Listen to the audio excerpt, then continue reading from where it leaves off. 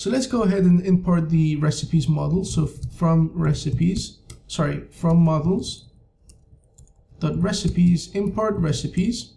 Okay, and now we can call this the add recipe. So recipes.add new recipe, and now we can pass in all of the parameters. So title is equal to title. Cuisine we don't have, so we have to set it to none. Okay. In this case, in the case of food.com, if we were to parse another website, which I also highly encourage you to practice, go ahead and find another recipe website and parse it. And by the way, if you want to parse another website, but at the beginning you may find it kind of difficult to figure out what strategy to use to parse the website, feel free to post a question on the course and feel free just to contact me to figure out ways of parsing websites. Maybe I can have a look at the website, and together maybe we can figure out a way of how to parse that website. Okay, so difficulty is also going to be equal to none because they don't provide it. Prep time is going to be equal to prep time. Cook time is going to be equal to cook time. Now it's important that we make sure that the types of these that we're passing is correct, because in some cases we're expecting numbers. Okay, so I'm just going to quickly, before I finish this, I'm going to go into the add new recipe to make sure that we're converting this to type, to integer here, because I don't remember. So if I go here, okay, I can see that we're actually converting it into integer. So I'm safe passing it in as a string. And I'm just checking again, and I see that we're anyway converting this to an integer, which is good. Okay, so I'm pretty sure this is fine and I don't have anything to worry about here in this case. Okay, but it's always nice to check, It's always nice to have this in mind and check what types you're passing in. So the next thing is ingredients is equal to ingredients. Okay. Then directions is equal to directions. And then the photo URL is going to be photo object. And then we can index into photo URL. And finally, photo key is going to be photo object, photo key. Okay. So then I believe there's a couple of more parameters. User key, okay, this is going to be none. So I can just simply override, just specify it again, just to be clear. And source URL will not be none, okay? Source URL will be URL. Okay, so there's one more thing I want to check, and it's how we're passing in ingredients and directions, okay? So ingredients returns a object, and directions, I believe, does also return a object, or at least a list, okay? So here we have a little thing we need to solve, because if you remember here, this function is expecting a string, okay?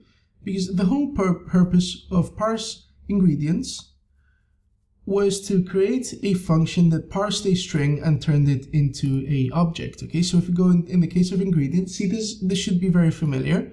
This is exactly what we're doing already in the parser, because we're extracting, because there the format was more structured on the website, so we were able to pull out each component of the ingredient with fairly easily. So we don't have a string, we already have an entire object. And the same with directions. We already have a list, so we don't need to actually, this would actually throw an error if we were to simply put in or pass in the entire object into this function. It would simply break, because simply here a dictionary does not have a split method. Okay.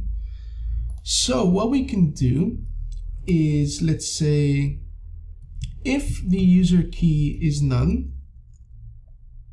So, or let's say if user key, so if the user key exists, so we know that we're not getting this from our parser, we can say JSON ingredients is this class function parse ingredients of ingredients.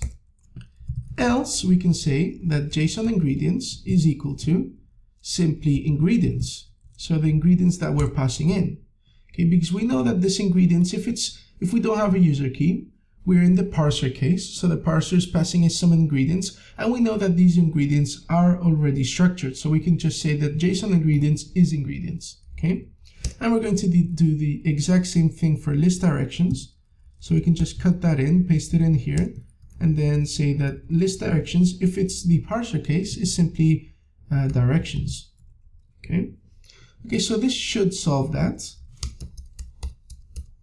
Okay, and actually we could do a small refactor, because I've just realized that, you know, maybe it's worth to actually do this test at the very top. So if we go ahead and move all of these lines to the very top, okay, so I believe now what we can do is, you know, use this parsed variable that we created, and it may be, you know, a bit more intuitive. So we can say if not parsed, then this, else the other case. Okay, and I believe, you know, it's a bit more readable like this. It's, you know, it reads more like English, right? So if it's not parsed, then we know that we're receiving unstructured information, so we need to pass it into the parse ingredients and parse directions functions. Otherwise, we can simply grab it because we know our parser is going to return it as structured information. Okay, so, you know, it's a small refactor, but I think it makes the code a bit more readable, instead of figuring out that if we have a user key, then we have to, you know, remember that if we have a user key, then it's not parsed or something like that. Okay, so I think it's a bit more readable, and, you know, it's definitely a skill you should get into, you know, to make your code readable. So I think this is worth doing. Okay. Okay, so I think we're all set to go. Let me just, you know, check again. So I think we're good to go. So let's go ahead and check if this works. So let's go here and refresh. Okay, we got an internal server error, and it's some kind of Unicode type formatting. Okay, and this will be a good exercise to see how we debug applications. Okay, I think it's an extremely important skill, because no one writes codes without bugs. Okay, it's impossible. There's so many things you have to take into account, and writing bugs while you're developing is going to be your everyday, your day-to-day when you're programming applications. So I think it's an extremely important skill to get into debugging, and in this course I've made a couple of mistakes while programming this application. Even though I've already done it beforehand, I've still created mistakes, and for now I've just, you know, tried to not confuse you guys too much, and put on the screen, you know, what you should have actually typed out, so that you don't get maybe that kind of frustration that your application is not working. So hopefully that wasn't, you know, too problematic, because I already provided you the correct code when on the second that you saw me type out that bug or type out that code that wouldn't work. But in this case, I think it's good to, you know, to see how you debug applications, because it's going to be a really important skill. Okay,